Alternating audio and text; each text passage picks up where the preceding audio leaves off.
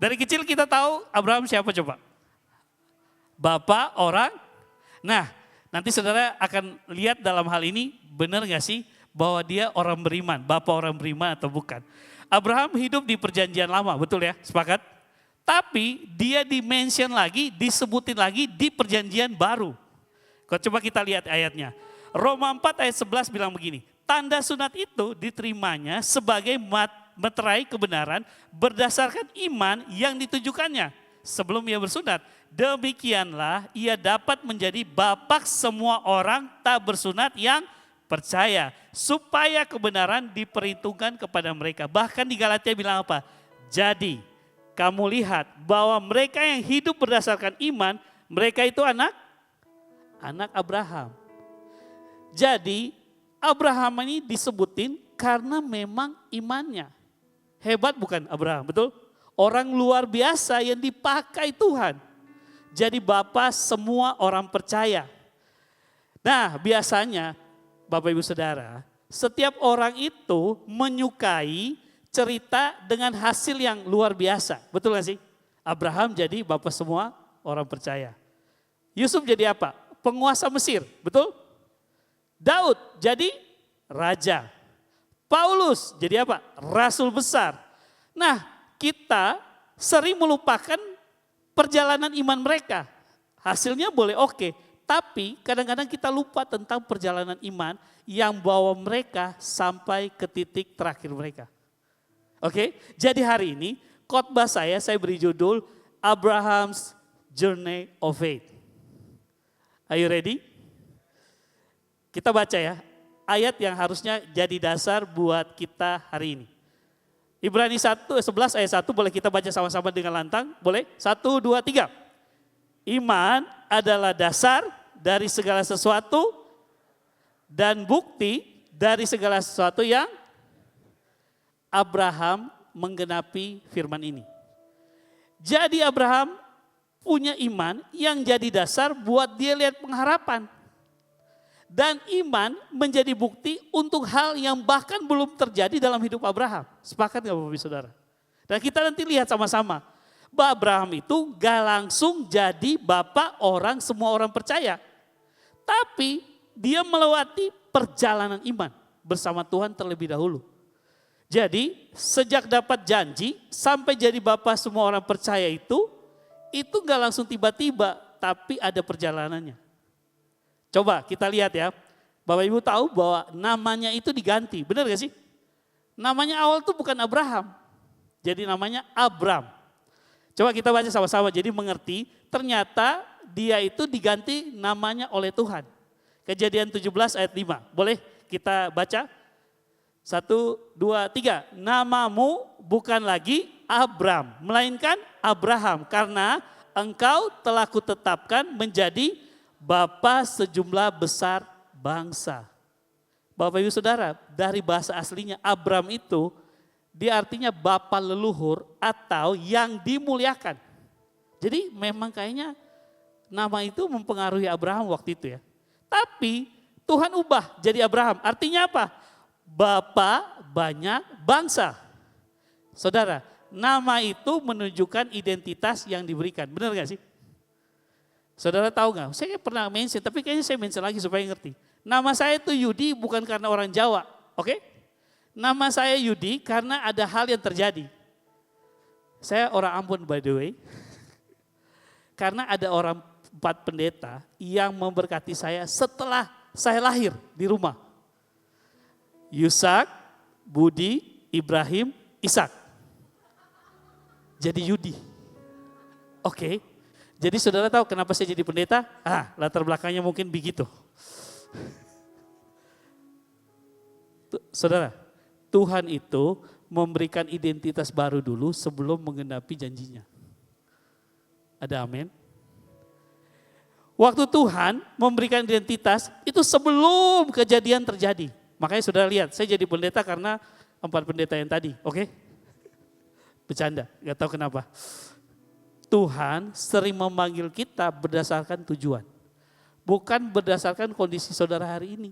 Betul? Coba lihat kiri kanannya, mungkin sebelahnya tahu tuh kondisi kamu sekarang. Tapi bilang, bukan karena kamu dan kondisi kamu, tapi karena panggilan Tuhan buat kamu. Amin. Jadi proses perjalanan itu jauh lebih penting daripada sampai ke tujuan saudara. Betul? Karena di sepanjang perjalanan ternyata bukan kesuksesan yang Abraham alami, tapi kegagalan. Jadi Abraham itu bukan manusia sempurna saudara. Dia pernah apa? Abraham itu pernah takut. Di Kejadian 12 ayat 11 sampai 3. Dia pernah berbohong. Wah. Kejadian 12 ayat 13. Dia pernah ambil jalan pintas, ambil Hagar karena kan janjinya saya jadi bangsa yang besar. Udahlah, mungkin hamba saya lah Hagar saya ambil. Kejadian 16 ayat 2 sampai 3. Bahkan Abraham itu pernah ketawa ketika mendengar janji Tuhan. Nah, coba saudara praktek deh. Saudara dengar janji Tuhan tiba-tiba ketawa. Petir ada nggak nanti coba-coba tiba-tiba ya?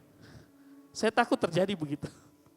Jadi Abraham itu bukan masuk manusia yang sempurna dan akhirnya jadi orang bapak semua orang percaya. Enggak, dia juga enggak sempurna.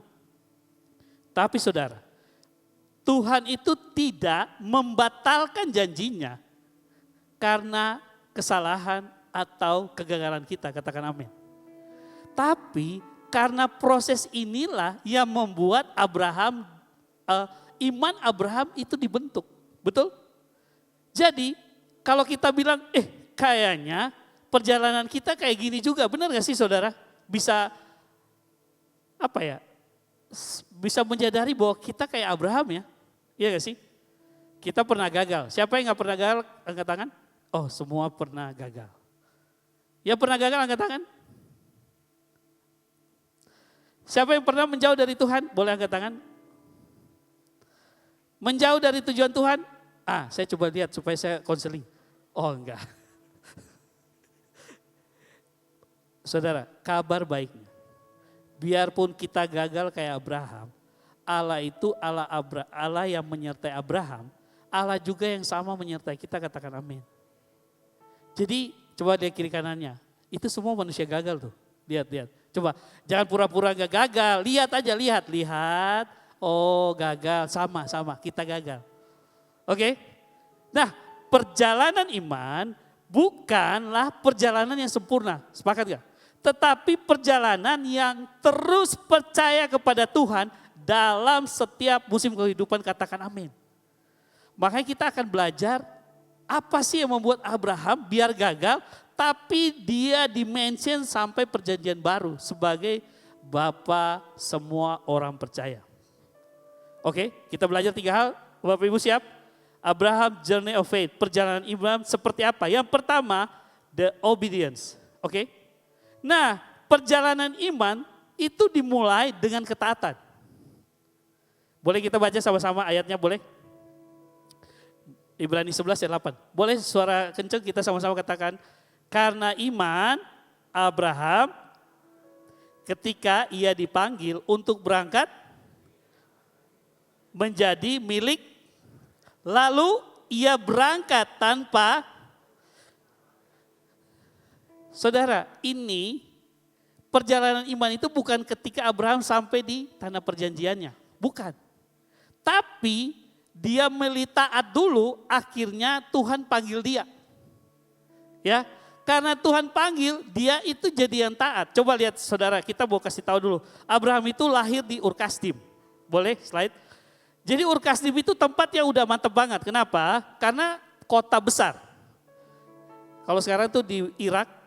Jadi pusat perdagangan, pusat pemerintahan, dan buat saudara informasi, Abraham punya keluarga, papanya namanya Terah. Dia 3 bersaudara. Kalau saudara tahu Lot, itu keponakannya, ya. Jadi mereka itu keluarga berkecukupan. Nah, saudara, orang yang punya kecukupan, keluarga, identitas, keamanan, masa depan yang jelas, tapi Allah minta dia untuk meninggalkan semuanya. Pergi ke tempat yang bahkan belum disebutkan namanya saat itu. Kira-kira, saudara, coba pikirin sebelum nanti jawab ya. Menurut saudara, saudara mau nggak kayak Abraham? Saya kalau biasa pergi kemana-mana, saya biasa pakai Google Map. Next slide. Saya pasti Google Map, benar gak sih? Kenapa? Google Map itu tahu kita perjalanan bisa berapa lama?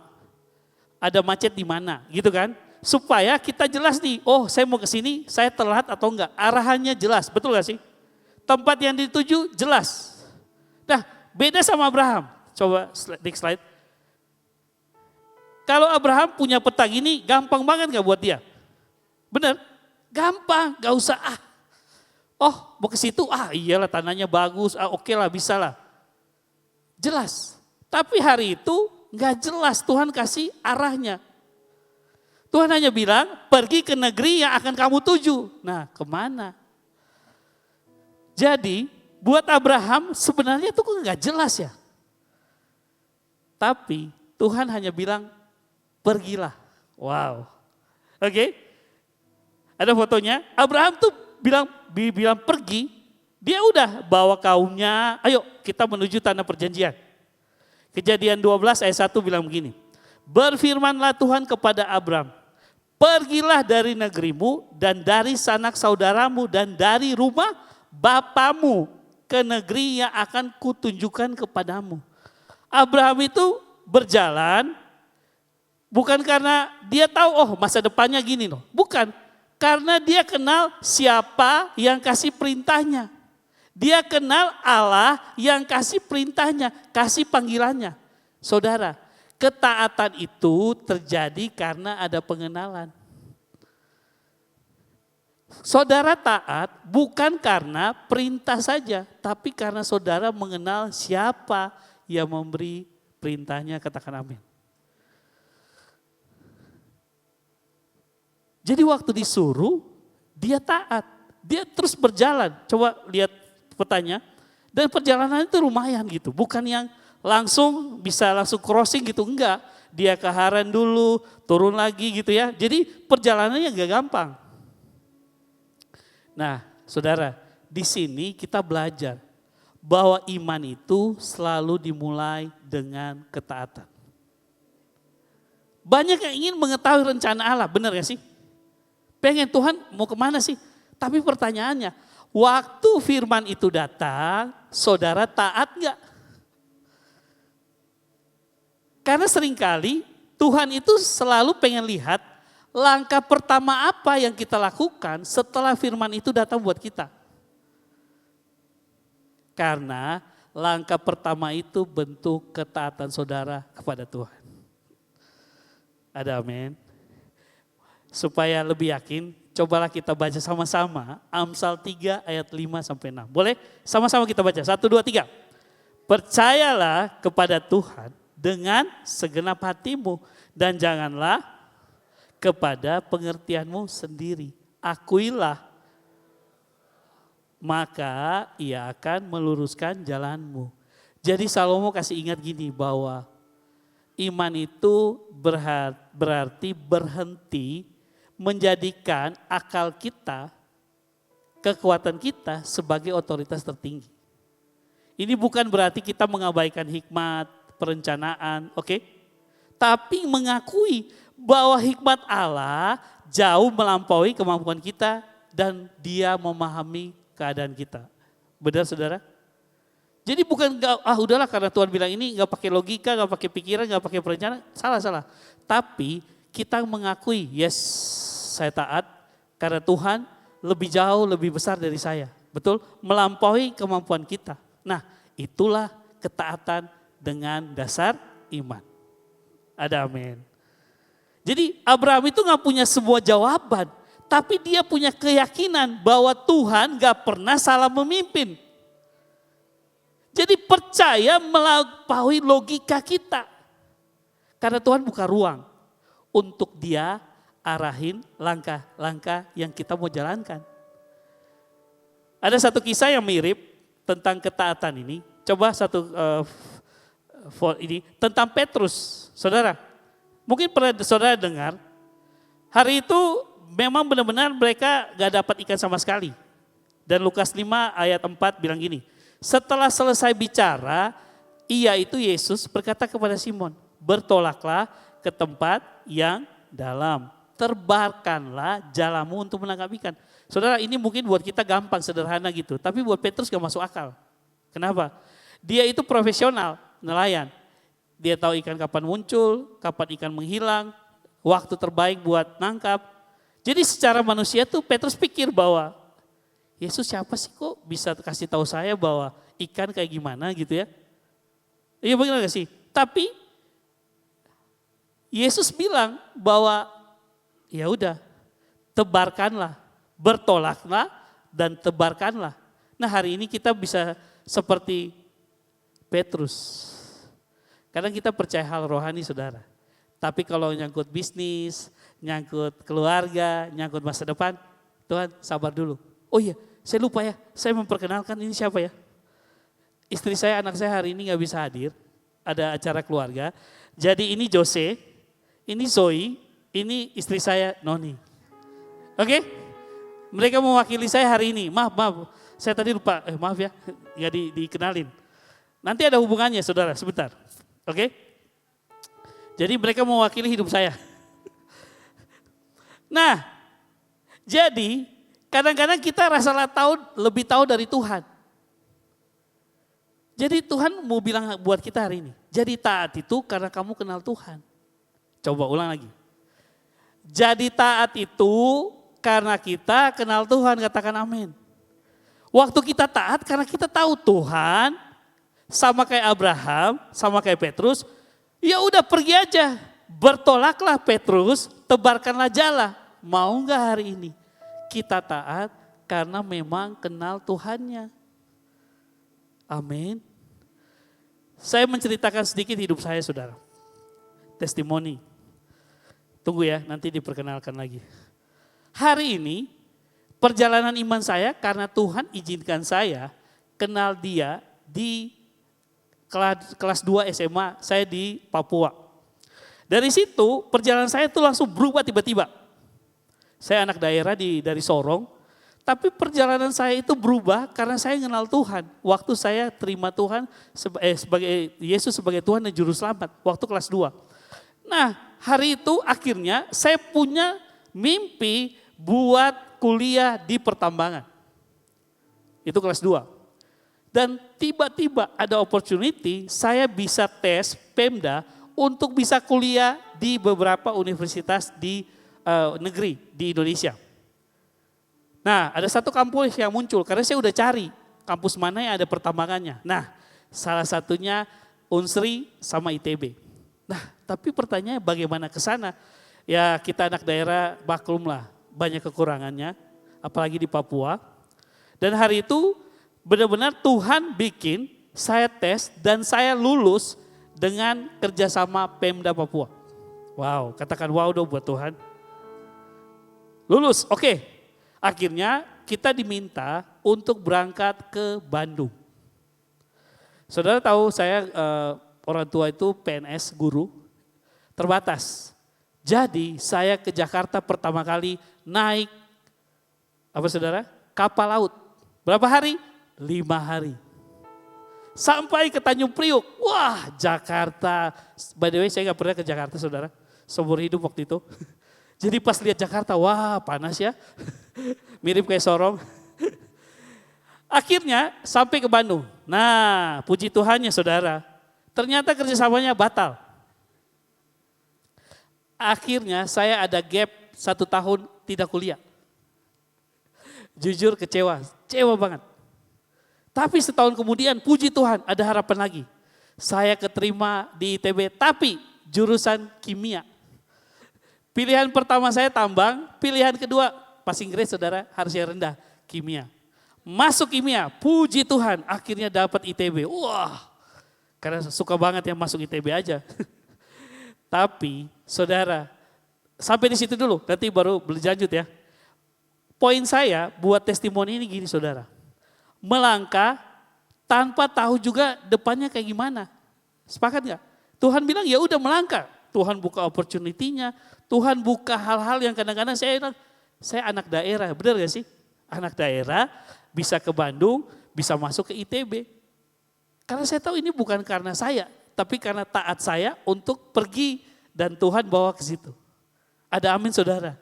Saya percaya gini loh, ketaatan itu bukan karena kita tahu semuanya. Sepakat? Tapi kita mengenal siapa yang mempersiapkan semuanya. Dan hari ini saya tahu, sampai hari ini ternyata Tuhan itu sudah buat semua hal sampai ke tujuan. Makanya saya bilang, nama saya itu ternyata dipersiapkan buat hari ini nih. Jadi pendeta. Saya bilang, kenapa harus diberkati 4 orang itu ya? Gitu. Kadang-kadang gak masuk logika, tapi karena ketaatan waktu saya bilang, oke, saya ke Bandung. Karena ada pilihannya saya bisa kuliah di Jayapura juga. Tapi hari itu Tuhan bilang, udah Belaga saja. Saya juga gak tahu bahwa itu akan gagal. Gak ada yang tahu saudara. Sampai di Bandung, sudah sampai di Bandung. Oh maaf, gak bisa kerjasama, gagal, jadi kalian matrikulasi. Hah, matrikulasi? Bukan kuliah saudara, kayak apa ya, bimbel, tapi dosen ITB yang belajar, yang jadi pengajarnya. Jadi kadang-kadang gak masuk akal. Tapi hari ini saya mau bilang gini, Tuhan sedang ajak saudara untuk ambil langkah yang mungkin terasa berat. Tapi Tuhan bilang, ayo ambil langkah ketaatan. Langkah pertama iman selalu bernama ketaatan. Amin. Selalu saudara waktu Tuhan taruhkan sesuatu, melangkah aja. Mungkin hari ini saudara Tuhan taruhkan mengampuni seseorang. Mungkin harus rekonsiliasi keluarga. Mungkin memulai sesuatu yang baru. Mungkin hidup harus lebih sungguh-sungguh. Mungkin meninggalkan kebiasaan yang mungkin gak berkenan. Mungkin kepercayaan saudara buat masa depan. Makanya saya sini bilang, perkenalkan, Jose mewakili masa depan saya. Zoe mewakili pekerjaan saya. Dan Noni mewakili keluarga saya. Jadi mereka tuh hal-hal yang mewakili saya. Makanya masa depan saya itu mau melangkah enggak? Hari ini Tuhan gak mau nunggu bahwa kita melihat pertanyaan terjawab semua. Karena ketaatan yang sederhana saudara, itu jadi awal buat karya Tuhan bekerja di masa depan saudara. Amin. Karena perjalanan itu tidak dimulai ketika mengetahui seluruh rencana Tuhan. Tapi ketika berani mengambil langkah pertama bersama Tuhan. Amin. Mau melangkah saudara, saya gak tahu apa yang saudara hari ini diingatkan. Tapi saya mau bilang, Tuhan akan menyertai. Amin.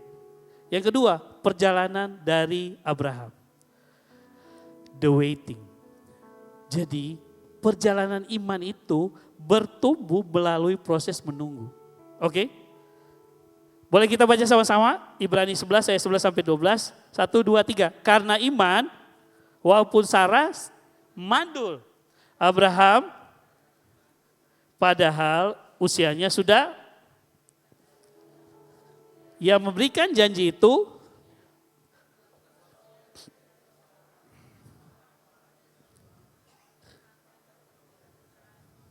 seperti bintang apa? Di langit, di tepi laut yang tak terhitung baganya. Nah, makanya saudara, langkah pertama tadi Abraham taat. Tapi ternyata dia masuk musim yang lebih panjang lagi, yaitu menunggu. Menunggu sampai janji Tuhan itu digenapi. Saya tahu bahwa kita seringkali berpikir bahwa jika Tuhan berjanji, penggenapan itu segera datang. Namun Tuhan pakai alat menunggu itu sebagai ruang pembentukan. Nah, makanya kita lihat tabel ini. Janji Tuhan itu versus kenyataan. Tuhan udah janji, Bapa banyak bangsa, Abraham keturunan besar. Tapi kenyataan hari itu Abraham itu sudah 99, Sarah mandul. Yang dijanjikan belum lahir. Kadang-kadang janji sama kenyataan itu selalu begini, benar gak sih? Saudara sadari gak? Bahwa kita alami itu sama. Polanya sama, mau di zaman Musa mau zaman siapapun, Tuhan polanya selalu begini. Janji lebih dulu daripada kenyataan yang terjadi. Nah pertanyaannya, selama menunggu apa yang kita lakukan? Nah makanya waktu menunggu Abraham itu dibangun imannya untuk tidak ngandalin kekuatannya, benar gak? Jadi mengikis semua rasa bergantungnya. Kenapa? Dia punya semua, benar gak sih? Dia tadi kaya, benar. Waktu di Kanan dia tambah kaya. Tapi Tuhan pengen Abraham bergantung sama Tuhan. Dalam masa menunggu saudara bergantung sama siapa? Saya gak tahu hari ini saya sangat-sangat melihat bahwa banyak orang yang sedang menunggu. Tapi pertanyaan buat saudara, waktu saudara menunggu, apa yang saudara lakukan? Roma 4 ayat 20 sampai 21, boleh kita baca? Tetapi terhadap janji Allah, ia tidak bimbang karena malah ia diperkuat dalam imannya dan ia memuliakan Allah. Serta berkeyakinan penuh bahwa Allah berkuasa dan melaksanakan apa yang telah ia janjikan. Hari ini kalau saudara lagi bimbang karena tidak percaya. Hari ini saya mau bilang bahwa Tuhan akan memperkuat waktu engkau datang. Kau muliakan Dia. Mari berkeyakinan bahwa Allah itu berkuasa. Sepakat gak? Berkuasa melakukan apapun yang Tuhan bisa lakukan. Paulus bilang gini bahwa kenyataannya tadi udah 99. Di zaman itu 99, zaman sekarang juga sama kali. Ya mau apa, mau hasilkan apa? Gak mungkin, kenyataannya akan bertolak belakang. Tapi Abraham bilang, ini adalah janji Tuhan. Bukan kemampuan saya untuk melaksanakan janji ini. Tapi karena dia percaya sama Tuhan. Makanya saudara, penting banget tempat atau ruang untuk menunggu itu. Karena apa? Menunggu itu jadi tempat di mana iman diuji. Iman dimurnikan. Dan iman apa? Dikuatkan. Ada tokoh-tokoh, saudara, saya mau jelasin sedikit. Ini orang-orang yang mirip sama Abraham. Apa yang mereka alami? Hana itu mirip bahwa dia sama Sarah itu mandul. Dan bertahun-tahun. Dia menantikan juga. Yusuf kasih mimpi, tapi 13 tahun baru dia jadi penguasa Mesir. Daud, waktu diurapi sampai jadi itu 15 tahun saudara. Nah, penantian Abraham tadi itu kasih prinsip buat kita. Bahwa prinsip itu sebenarnya berulang banget di Alkitab. Nah pertanyaannya, berulang lagi enggak di hidup saudara? Proses yang sama, menunggu yang sama, itu terulang. Kenapa? Allah sering memberikan jauh lebih dahulu daripada penggenapannya. Sepakat ya? Masa penantian adalah masa pembentukan iman dan karakter saudara. Yang terakhir, penggenapan janji itu terjadi menurut waktunya Allah, bukan waktu manusia. Coba colek kiri kanannya bilang, waktunya Tuhan bro. Supaya ingat, bukan waktunya kita. Saudara, orang menyerah itu bukan karena gagal. Tapi apa? Ketika menunggu terlalu lama. Siapa yang suka lagi PDKT gitu, iya ini kok gak nembak-nembak sih? Kan menunggu tuh gak enak ya. Ada yang merasa, maaf ya, semangat menunggu tuh gak enak. Kita nunggu doa, kita nunggu jawabannya, pemulihan keluarga, kesembuhan. Tuh hari ini gitu, jangan anggap bahwa masa penantian itu yang sia-sia, sepakat? Tapi penundaan itu bukan berarti Tuhan tolak saudara, sepakat? Tuhan sedang bentuk saudara. Makanya Ibrani 6 ayat 15 bilang gini, Abraham menanti dengan, oke, satu kali lagi kita baca bersama, Abraham menanti dengan sabar. Dengan demikian ia, coba colek lagi, bro, sabar.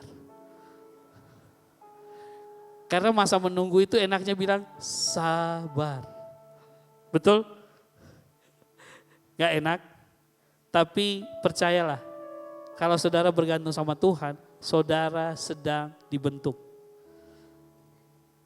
Ada amin. Jadi terakhir ini yang poin kedua. Iman sejati bukan hanya mampu melangkah ketika Tuhan panggil, betul?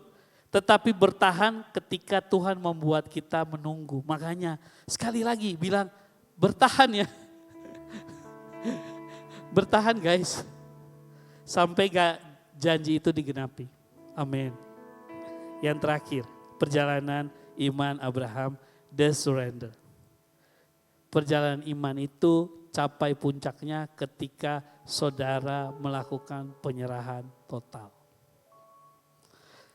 Ibrani 11 ayat 17-19 bilang gini, ketika iman tak kalah dicobai, Abraham mempersembahkan Ishak. Jadi dicobai itu biasa aja bro, oke? Karena Abraham mempersembahkan Ishak. Ia yang telah menerima janji itu rela mempersembahkan anaknya yang tunggal. Walaupun kepadanya telah dikatakan keturunan yang berasal dari Ishaklah yang akan disebut keturunanmu. Karena ia berpikir bahwa Allah berkuasa membangkitkan orang sekalipun dari antara orang mati. Dan dari sana ia seakan-akan telah menerimanya kembali. Tadi ya penantiannya lama. Sudah datang, Ishak lahir, namun dia harus mempersembahkan Ishak di Gunung Moria. Ini tuh memang ujian terbesar lah, iya kan? Iya gak sih saudara? Saya persembahkan si Jose, itu kan gak mudah, anak pertama, cowok lagi kan? Kalau dalam keluarga tertentu tuh kan cowok tuh kayak gimana gitu kan? Anak paling membanggakan, mungkin paling disayangi gitu ya. Nah saudara lihat ini. Ini kisah di mana tuh mereka dua jalan saudara, bahwa sebenarnya Ishak itu bukan anak kecil. Dia usia di atas 25 sampai 30 tahun. Jadi udah ngerti. Nah, waktu peristiwa ini terjadi, saudara ini sebenarnya secara teologis ini sedang menggambarkan tentang Yesus di masa depan. Apa yang akan Yesus lakukan itu tergambar di dalam peristiwa ini. Jadi, waktu Ishak pikul kayu ke Gunung Moria sama Abraham, itu menggambarkan Yesus memikul salib sampai Bukit Golgota saudara. Ishak dia itu anak tunggal, betul sih? Jadi Yesus itu digambarkan juga memang sebagai anak tunggal yang dikasihi. Bapaknya rela banget untuk dikorbankan. Yang terakhir, saudara tahu bahwa domba itu bukan hanya sekedar, oh iya ada domba di situ, enggak. Dan di-mention bahwa Yesus itu anak domba. Sepakat gak? Jadi peristiwa Moria itu waktu di atas sedang mengabarkan ini bahwa itu pertemuan antara manusia ketemu dengan Allah. Jadi tempat menyerahkan diri total manusia dan tempat Allah memberikan keselamatan buat manusia. Wow, katakan wow. Jadi peristiwa ini bukan sekedar hanya iman Abraham.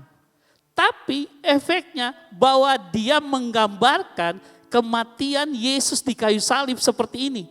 Yesus itu sampai berdarah, benar gak sih? Karena dia ngomong, saya harus serahin total saya sebagai manusia loh. Kalau sebagai Tuhan, dia gak mungkin akan mati di kayu salib. Tapi dia menyerahkan total hidupnya sebagai manusia. Jadi iman Abraham kenapa di-mention? Karena iman dia itu akan dilakukan dan digenapi waktu Yesus datang.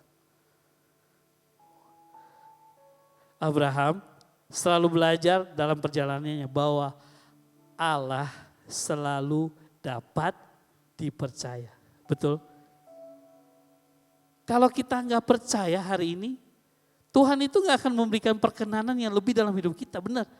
Karena Abraham menyerahkan janjinya, Ishak itu janji, dia menyerahkan janjinya kepada Tuhan.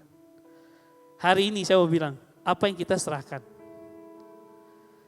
Kalau saudara baca di Mazmur 37 ayat 5 ada kata serahkan. Serahkan itu artinya bahwa kita itu menggelindingkan beban kita atau kita itu membawa beban itu dikasih ke orang lain. Itu menyerahkan. Oke? Nah makanya hari ini saya mau bilang bahwa hal apa yang sedang kita mau serahkan sama Tuhan. Dan saya percaya bahwa ini isak-isak saya. Ada masa depan saya, ada pekerjaan saya, ada keluarga saya. Nah hari ini Tuhan mau kasih bilang buat kita gini. Ishak apa yang sedang Tuhan minta dari hidupmu? Ishak apa yang harusnya kamu serahkan sama Tuhan? Penyerahan total itu gak ada lagi yang kita bisa pegang. Gak ada lagi yang bisa kita, jadi menyerahkan artinya memindahkan apa yang kita bisa ke Tuhan yang bisa. Apa yang kita mampu ke Tuhan yang mampu. Itu total surrender, saudara. Pertanyaan buat kita, hari ini apa yang sedang Tuhan minta dari hidupmu? Masa depanmu kah?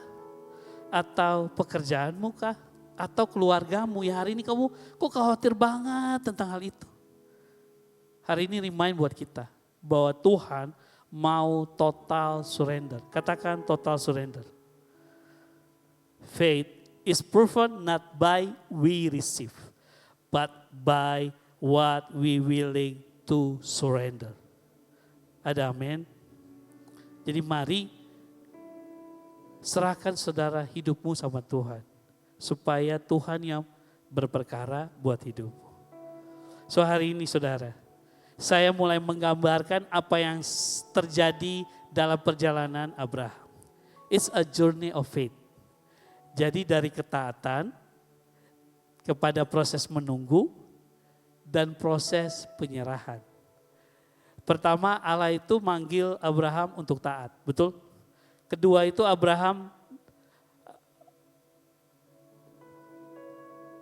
Allah memanggil dan mengajar Abraham buat dia menunggu. Yang ketiga, Allah membawa Abraham pada penyerahan total. So,